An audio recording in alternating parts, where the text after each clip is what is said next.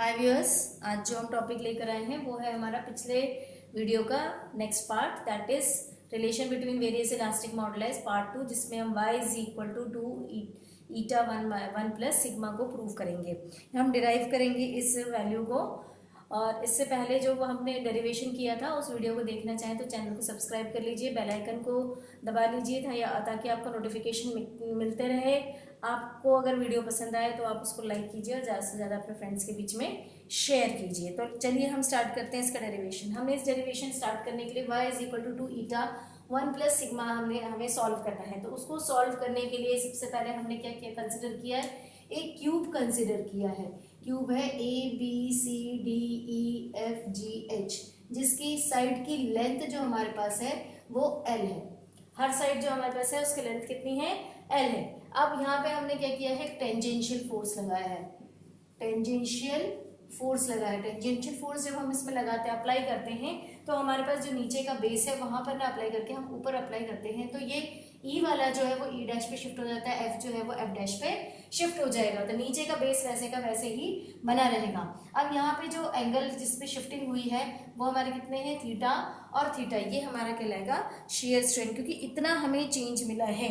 जो हमने applied force, tangential force हमने मान लिया कि हमने F अप्लाई किया है, तो जो हमारे पास स्ट्रेस आएगा यहाँ पे, शेयर स्ट्रेस जो हमें मिलेगा, शेयर स्ट्रेस कितना होगा हमारे पास, शेयर स्ट्रेस हमारे पास हो जाएगा फोर्स पर यूनिट एरिया।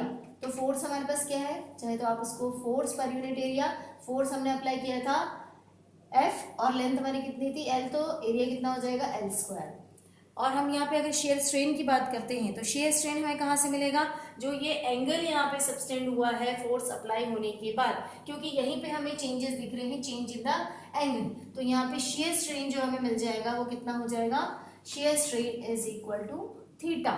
तो ये जो थीटा है इसकी वैल्यू को हम कैलकुलेट करेंगे तो ये हमें क्या दे देगा, शेयर स्ट्रेन। तो इसको हमें कैलकुलेट कैसे करना, अब इसमें अगर हम ध्यान से देखें तो स्ट्रेन हमारे पास दो तरह के हैं। तो ये जो हमारे पास चेंज आ रहा है, चेंज जो हमें मिल रहा है, एक है in direction to the force applied और एक in perpendicular direction to the force applied. जब हम इस तरह की बात करते हैं कि अगर उस डायरेक्शन में हो रहा है या परपेंडिकुलर डायरेक्शन में हो रहा है, तो हमें दो चेंजेस देखने के लिए मिल रहे हैं। कौन सा, अगर हम ध्यान से देखें तो ई जो हमारा ई डैश पे शिफ्ट हो रहा है, एफ जो हमारा एफ डैश पे शिफ्ट हो रहा है, जिसके कारण हो क्या रहा है कि जो हमारा डायगोनल है, डायगोनल हमारे पास क्या, अगर हम ध्यान से देखें डी एफ ए डायगोनल और एक सी ई है, तो सी ई क्या हो रहा है, ई डैश पे शिफ्ट होके सी ई छोटा हो रहा है, मींस कंट्रैक्शन हो जा रहा है, उसमें वो कंप्रेस हो जा रहा है।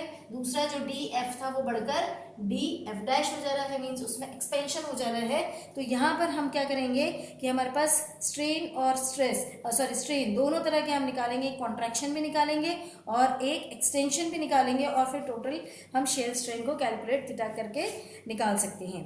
तो इसको हमें कैलकुलेट करने के लिए हम क्या करेंगे, जो हमारे पास ट्राइंगल हमने बनाया है, ये जो हमारे पास ट्राइंगल मिल रहा है, कौन सा ट्राइंगल है, जो हम कॉन्ट्रैक्शन की बात कर रहे हैं, कॉन्ट्रैक्शन की बात कर रहे हैं और एक्सपेंशन की बात कर रहे हैं। तो कॉन्ट्रैक्शन और एक्सपेंशन जो हमारा क्या होगा, कॉन्ट्रैक्शन कहाँ हो गया, ई सी जो हमारा डायगोनल था वो क्या हो गया, ई डैश ई छोटा हो गया, डिक्रीमेंट हो गया, इसमें ये डिक्रीमेंट हो गया। और जब हम एक्सपेंशन की बात कर रहे हैं तो डी एफ हमारा क्या हो गया, डी एफ डैश हो गया, तो इसमें क्या हो गया, डायगोनल क्या हो गया, इंक्रीज हो गया, इसमें हमें इंक्रीमेंट देखने के लिए मिल रहा है। तो जब हम इसको सॉल्व करके निकालेंगे तो हमने क्या किया है, एक परपेंडिकुलर ड्रॉप किया है, परपेंडिकुलर हमने ड्रॉप किया है कहां से कहां, ई डैश से, फ्रॉम ई डैश एन हमने ड्रॉप किया है ना, कहां पर, ऑन ई सी। उसी तरह एक परपेंडिकुलर ड्रॉप किया है फ्रॉम एफ, तो एफ एफ हमने ड्रॉप किया है और एफ डैश डी या डी एफ डैश पे। तो ये जो ट्राइंगल हमें मिल रहे हैं, एफ डैश, ये जो ट्राइंगल हमें मिल रहे हैं कौन सा, ई एन ई डैश और एफ एम एफ डैश, ये जो हमें ट्राइंगल मिल रहे हैं दोनों क्या हैं, अगर हम ट्राइंगल प्रॉपर्टी से पढ़े तो दोनों हमारे पास सिमिलर ट्राइंगल है, कॉन्ग्रुएंट ट्राइंगल है और आइसोलेस ट्राइंगल है ये। तो यहाँ के दोनों के एंगल जो होंगे वो क्या होंगे, 45 डिग्री के होंगे। तो आप इसको लिख लेते हैं।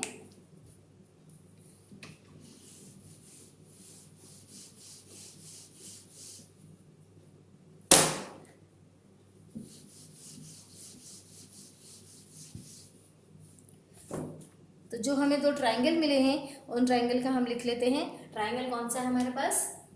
ई एन ई डैश, ये ट्राइंगल है आपका, and triangle F M F dash. दोनों कैसे हैं? आइसोसेलेस है, आइसोसेलेस ट्राइंगल है। आइसोसेलेस ट्राइंगल होने की वजह से इसका जो एंगल है आपका कौन सा? एफ डैश एम और ई डैश ई एन, मतलब आपका ये वाला और ये वाला, ये दोनों एंगल क्या होंगे? सेम होंगे।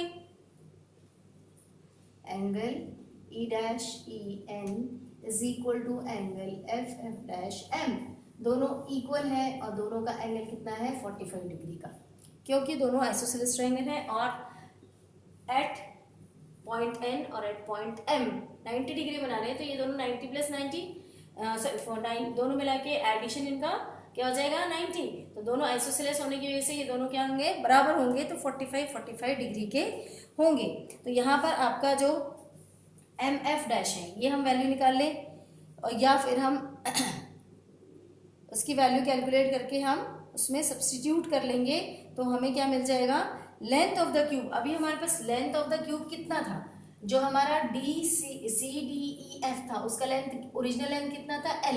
अब कितना चेंज आया है वो हम कैलकुलेट करके निकाल सकते हैं। तो जब हम इसको कैलकुलेट करके निकालेंगे तो हमारे पास क्या हो जाएगा?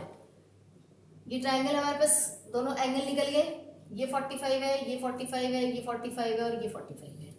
अब हम एम एफ की वैल्यू निकाल लें, एम एफ डैश की वैल्यू निकाल लें। एम एफ डैश की वैल्यू आपको कैसे मिलेगी? आपको क्या लेना पड़ेगा? Cos of angle, cos of angle F dash M.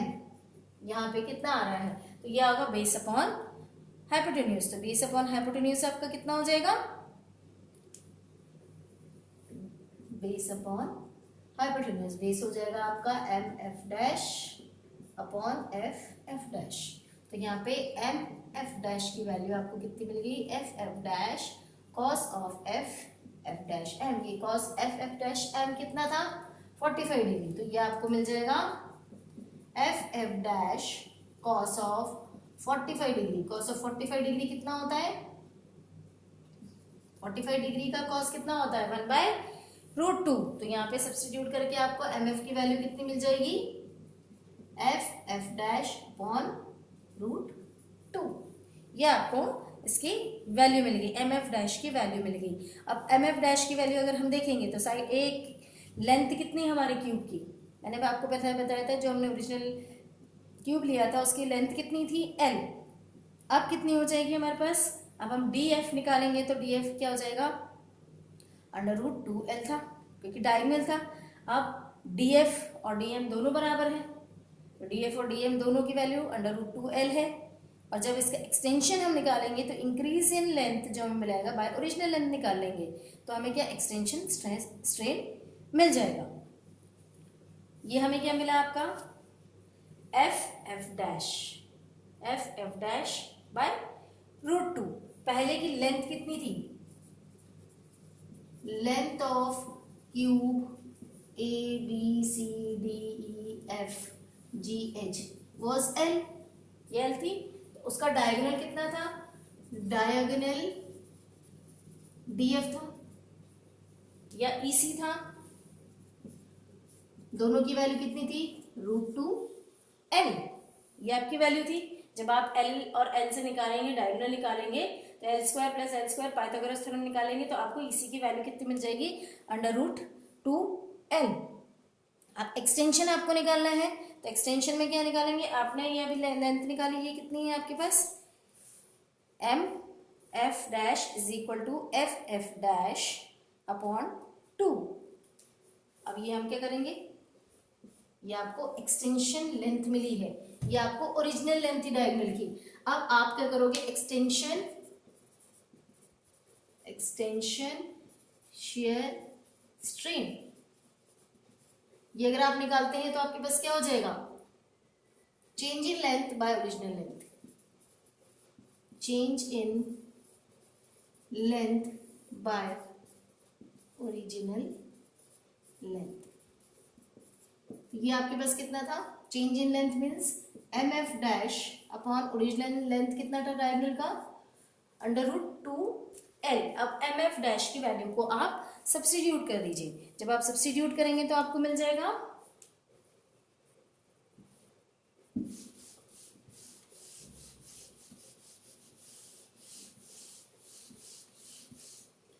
आपको सब्स्टिट्यूट करने के बाद इसकी वैल्यू मिल जाएगी, और जो वैल्यू आपको मिलेगी वो है F dash upon L into F dash upon √2 whole divided by √2l। ये आपको शेयर स्ट्रेन मिलेगा।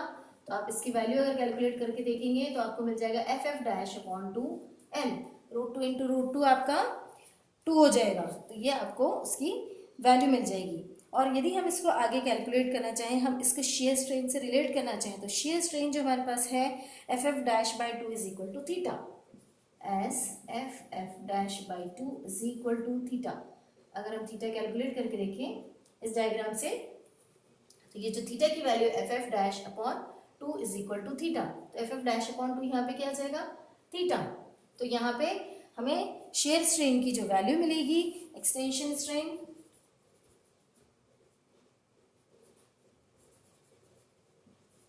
एक्सटेंशन स्ट्रेन कितना हो जाएगा हमारे पास, यहाँ पे हम लिख देंगे थीटा अपॉन एल।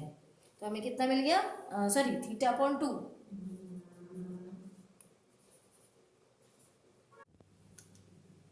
अब ये जो पार्ट है आपको लग रहा होगा कि F dash by L theta कैसे हो गया। अगर हम इस ट्राइंगल को देखते हैं, कौन सा ट्राइंगल हम ले लें, एफ सी एफ डैश।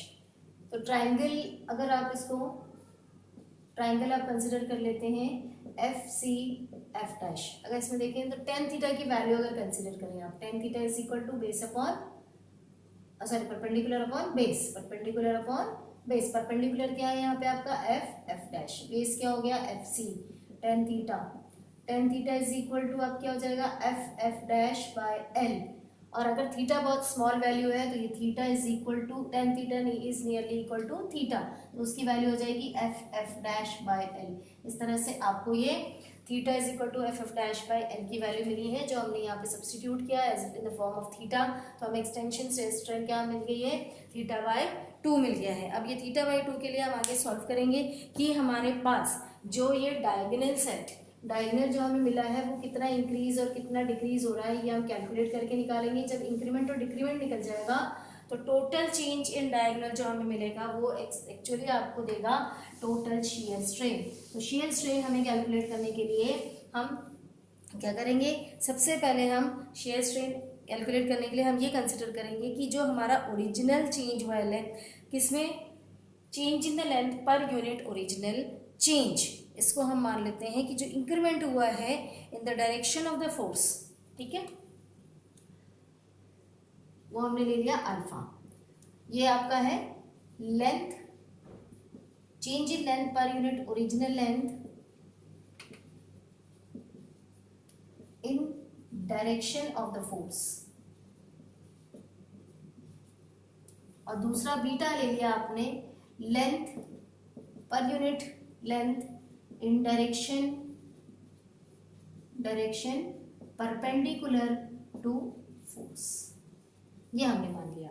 अब अल्फा और बीटा आपको मिल गया। आपके लिए हमने एक एक्सटेंशन के लिए ले लिया, कंप्रेशन के लिए लिया। तो अल्फा हम ले लेते हैं एक्सटेंशन के लिए और हम बीटा कंसिडर कर लेते हैं कंप्रेशन के लिए। तो हम इसमें कैलकुलेट करके निकाल लेते हैं कि हमारे पास डायगोनल जो हमारे पास डी एफ है एक और एक है ई सी, तो इंक्रीमेंट कितना हो रहा है और डिक्रीमेंट कितना हो रहा है, ये हम डायगोनल्स में कैलकुलेट करके निकाल लेते हैं। तो जब भी हम कैलकुलेट करके निकालेंगे तो उसमें पता चल जाएगा इंक्रीमेंट हमारा कितना है और डिक्रीमेंट कितना है। तो सबसे पहले हम एक्सटेंशन निकाल लेते हैं, फिर हम कंट्रैक्शन निकालेंगे, फिर उसके बाद हम टोटल शेयर स्ट्रेन कैलकुलेट करके चलेंगे।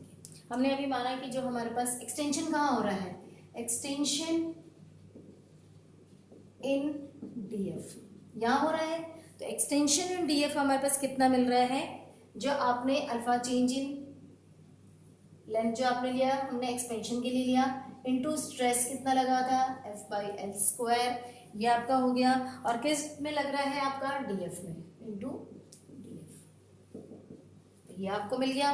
तो अब दूसरी चीज़ है आपका जो लेंथ आपको मिला है ये इंक्रीज हो रहा है, इसलिए हमने एक्सटेंशन बोला DF डायरेक्शन में। कंप्रेशन की बात करेंगे, कंप्रेशन इन किस में कंप्रेस हो रहा है, EC अगर हम ध्यान से देखें और E'(C) को ध्यान से देखें तो E'(C) जो हमारा वो छोटा है एज कम्पेयर टू EC, तो कंप्रेशन हमारा कहाँ हो रहा है EC में। तो कंप्रेशन इन EC डायगोनल की बात करते हैं, तो हमें क्या मिल जाएगा, beta into the stress applied in EC, ये मिल गया हमें। अब हमारे पास ये जो वैल्यू मिली है, आपके पास ये जो डायरेक्शन की वैल्यू मिल रही है, जो कंप्रेसिव की वैल्यू मिल रही है, तो हम इसको क्या करेंगे, total increase in the length of the diagonal calculate कर लें और उसके बाद हम उसको फिर टोटल लेके चलेंगे। अब जैसे ये हमने ले लिया, अब ये EC जो है आपका, EC जो है वो DF के बराबर भी है, तो इसको जब हम कंसिडर करेंगे तो हम इसको DF के बराबर लिख सकते हैं as EC is equal to DF। तो ये आपका कंप्रेशन क्या हो जाएगा, beta into F/L² into DF के फॉर्म में आ गया दोनों। अब हम क्या करेंगे, total increase in the length of DF, ये निकाल लेते हैं। टोटल इंक्रीमेंट या increase in the length of diagonal DF कितना हो जाएगा, दोनों को हम ऐड कर लेंगे। तो इंक्रीमेंट कितना है, total increase in the length of DF कितना है, अगर ध्यान से देखें तो DF is equal to DM, तो बस इंक्रीमेंट कितना है इस MF', ये है। तो MF' की वैल्यू क्या हो जाएगी, जो आपके पास ये इक्वेशन फर्स्ट और सेकंड आई है, ये फर्स्ट है ये सेकंड है, इसको आप ऐड कर लीजिए तो टोटल वैल्यू आपको मिल जाएगा। तो टोटल वैल्यू आपको क्या मिल जाएगी, ये हो जाएगा alpha into F/L² DF plus beta into F/L DF। तो अगर आप ध्यान से देखें तो F/L² इंटू DF बाहर आ जाएगा और अल्फा प्लस बीटा ब्रैकेट में रह जाएगा, तो ये आपका हो जाएगा F/L² DF alpha plus beta, क्योंकि आपका F/L² DF कॉमन है, वो आपने कैलकुलेट करके बाहर ले लिया है। तो ये आपको इसकी वैल्यू मिल गई। अब DF की वैल्यू कितनी वो आप सब्सटीट्यूट कर दीजिए। DF कितना है, मैंने बताया था आपको, पाइथागोरस मेथड से कैलकुलेट करेंगे तो इसकी वैल्यू √2L आएगी। तो यहाँ पे आप सब्सटीट्यूट कर दीजिए √2L F/L² alpha plus beta, calculate करके निकालेंगे तो एक L आपका कैंसिल हो जाएगा, तो √2 F/L अल्फा प्लस बीटा, ये आपको मिल गया। क्या मिल गया, total increase in the length, एक साइड का निकाल लिया। अब आपको कंप्रेशन निकालना है, इसको दे दीजिए आप इक्वेशन नंबर 3। अब आप कंप्रेशन के लिए निकालेंगे, जब कंप्रेशन के लिए निकालेंगे तो यहाँ जो एक्सटेंशन है, एक्सटेंशन क्या हुआ, जब आपने यहाँ पे फोर्स लगाया तो एक्सटेंशन में ये वाला पोर्शन क्या हुआ आपका, ये ओरिजिनल उतना ही रहा है, इतना एक्सटेंड हो गया। तो आप टोटल अगर निकालना चाहेंगे तो आप उसको डिवाइड करेंगे किससे, DF से। तो DF की वैल्यू आपने यहाँ पे जो सब्सटीट्यूट किए हैं उससे आप इसको कैलकुलेट करके निकाल सकते हैं। तो वहाँ पे आपका √2 वाला पॉइंट कैंसिल हो जाएगा, या फिर आप यहीं पे कैंसिल कर सकते हैं, यहाँ सब्सटीट्यूशन की बजाय आप निकाल दीजिए total increment in the direction of DF। तो ये DF और DF कैंसिल हो जाएगा, तो आपको बच जाएगा F/L² अल्फा प्लस बीटा। ऐसे भी कर सकते हैं आप, या फिर इस फॉर्म में लेके आप उसको फिर से कैलकुलेट करके √2L से डिवाइड करके निकाल लीजिए, तो वो आपको वापस F/L² अल्फा प्लस बीटा दे देगा। इसको हम यहीं पे इजी पॉइंट ऑफ व्यू से यहीं कैलकुलेट कर लें, ताकि हमारा जो पार्ट है वो डिफिकल्ट ना हो या हमें थोड़ा कंफ्यूजिंग ना लगे। तो हम यहाँ पे इसको कर लेते हैं extension strain along diagonal DF। तो एक्सटेंशन कर लेते हैं, एक्सटेंशन अलोंग डायगोनल DF। तो आपको क्या मिल जाएगा, ये जो MF आपने कैलकुलेट करके निकाला है डिवाइडेड बाय DF हो जाएगा। तो आपके पास ये F/L² DF alpha plus beta ये है, इसको डिवाइड करके DF से डिवाइड करके कैंसिल कर दीजिए, तो आपके पास ये क्या मिल जाएगा, F/L² अल्फा प्लस बीटा। इसको दे दीजिए आप इक्वेशन नंबर 3। ये आपका इजी होगी, नहीं तो आप इसको थोड़ा सा बड़ा करके नेक्स्ट स्टेप में करते तो थर्ड इक्वेशन को डिवाइड करते, फिर इसकी वैल्यू के साथ डिवाइड करते तो आपको थोड़ा सा डिफिकल्ट हो जाता। यहाँ आपको ये इक्वेशन नंबर 3 मिल गया, जिसमें आपने क्या कर लिया है, एक्सटेंशन निकाल लिया है। अब हम कॉन्ट्रैक्शन की बात करते हैं। कॉन्ट्रैक्शन कहाँ हो रहा है, ईसी पे। यहाँ पे हम एक्सटेंशन की जगह हम क्या करेंगे, कॉन्ट्रैक्शन निकालेंगे। तो कॉन्ट्रैक्शन में भी यदि हम देखें सेम फॉर्मुलेशन चलेगा। कॉन्ट्रैक्शन में कितना हमारा होगा डिक्रीमेंट। अब यहाँ डीएफ की जगह क्या हो जाएगा, कॉन्ट्रैक्शन इन डायगोनल ईसी। तो यहाँ पे डीएफ की जगह क्या हो जाएगा, ईसी। एक बार अल्फा के साथ ईसी हो जाएगा, एक बार बीटा के साथ ईसी हो जाएगा। फिर टोटल हमारे पास क्या हो जाएगा, ये ईसी तो है। अब ये टोटल अगर हम निकालेंगे, यहाँ पे ईसी हम चेंज नहीं करेंगे, यहाँ पे हम एज इट इज रखेंगे, क्योंकि हमें ईसी ही चाहिए। ये ईसी का ईसी ही रहेगा सेकंड इक्वेशन में। तो ये हमारा इक्वेशन 4 हो जाएगा, ये हमारा इक्वेशन नंबर 5 हो जाएगा। उसके बाद इंक्रीज, अब इंक्रीजमेंट की जगह हमारे पास क्या हो जाएगा, decrement. Decrease in length of EC.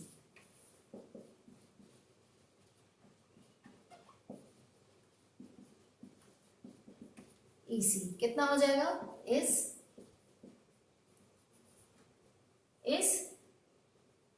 E dash C. कितना ही होगा, सॉरी डिक्रीज आपका ई डैश एन, वो तो नया डायगोनल आपको मिला है, ई डैश एन हो जाएगा। अब ई डैश एन के लिए आप वापस फिर से निकालेंगे तो वही प्रोसेस आपको करनी पड़ेगी। दोनों का कंप्रेशन आपको क्या करना पड़ेगा, आपको ऐड करना पड़ेगा। ऐड करने के बाद आप क्या करेंगे, इसमें ऐड करने के बाद आपको टोटल वैल्यू यही मिल जाएगी। डीएफ की जगह यहाँ पे आपको ईसी मिल जाएगा, और ईसी मिलेगा तो ईसी की वैल्यू फिर से आप अलॉन्ग ईसी कंप्रेशन निकालेंगे तो वो आपको मिल जाएगा। तो यहाँ फिर से कैलकुलेट कर लेते हैं।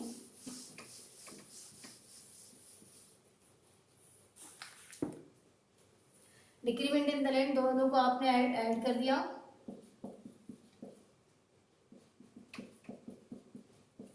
Beta F/L² EC। तो आपके पास क्या हो गया, F/L² आपने बाहर ले लिया, EC बाहर ले लिया, अल्फा प्लस बीटा बच गया।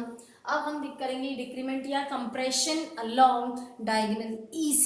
अगर आप ऐसा करेंगे तो आपके पास क्या हो जाएगा, ये EC से डिवाइड हो जाएगा, तो EC यहाँ से हट जाएगा, तो EN/EC हो जाएगा आपका। तो compression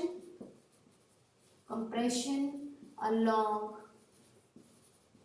diagonal EC will be कितना हो जाएगा, F/L² EC alpha plus beta divided by EC। तो EC आपका यहाँ से कैंसिल हो जाएगा, तो आपको यहाँ पे फिर क्या मिल जाएगा, F/L² अल्फा प्लस बीटा। ये आपको वैल्यू मिल जाएगी, उसको दे दीजिए आप again equation number 4। F/L² alpha plus beta, ये आपको यहाँ पर मिल जाएगा कैलकुलेट करके। तो इसको आप इक्वेशन नंबर 4 दे दीजिए, सॉरी इक्वेशन नंबर 6। ये आपका इक्वेशन नंबर 6 आ गया। अब फिर से आप टोटल स्ट्रेन निकालेंगे तो आपको कितना मिल जाएगा, जो आपको इक्वेशन नंबर 3 मिला था और इक्वेशन नंबर 6 मिला, उन दोनों को आप ऐड कर देंगे तो आपको शेयर स्ट्रेन जो एक्चुअल कंप्रेशन और एक्सपेंशन से मिला था वो शेयर स्ट्रेन आपको मिल जाएगा। जो शेयर स्ट्रेन आपको मिल जाएगा वो कितना होगा, दोनों का एडिशन, इक्वेशन नंबर 3 और इक्वेशन नंबर 6।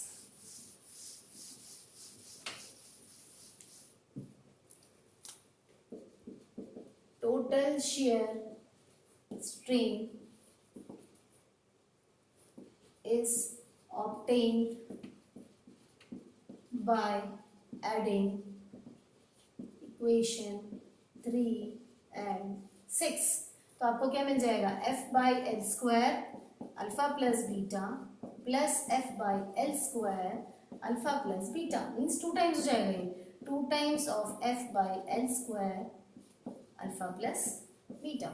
ये आपको क्या मिल गया, शेयर स्ट्रेन मिल गया। अब आपको क्या निकालना है, total modulus of rigidity. Modulus of rigidity is equal to shear stress by shear strain.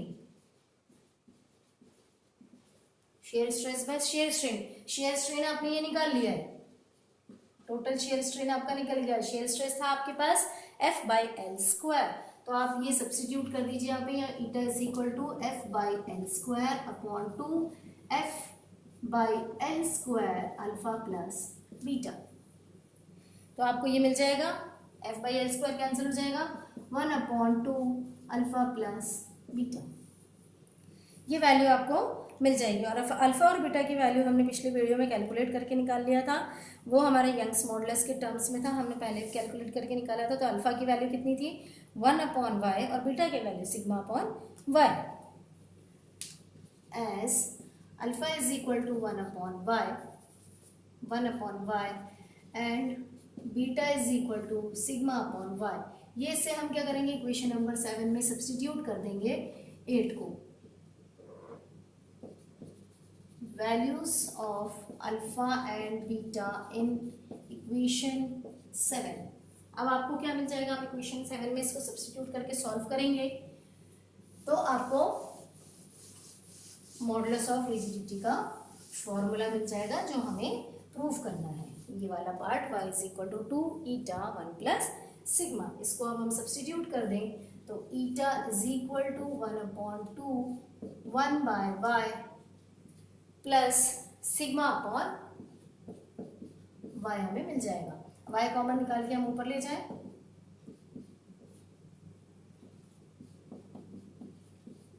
Y is equal to 2 eta 1 plus sigma.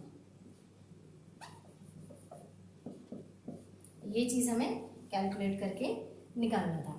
तो हमने आज जो डेरिवेशन किया है उसमें हमने रिलेशन किसका निकाला है, relation between Young's modulus and modulus of rigidity with the help of Poisson's ratio. ये हमने निकाल लिया है. यदि आपको इस डेरिवेशन में कोई भी प्रॉब्लम हो तो आप प्लीज़ कमेंट करके हमसे कोई क्वेरी कर सकते हैं. That's all for this topic. Thank you viewers.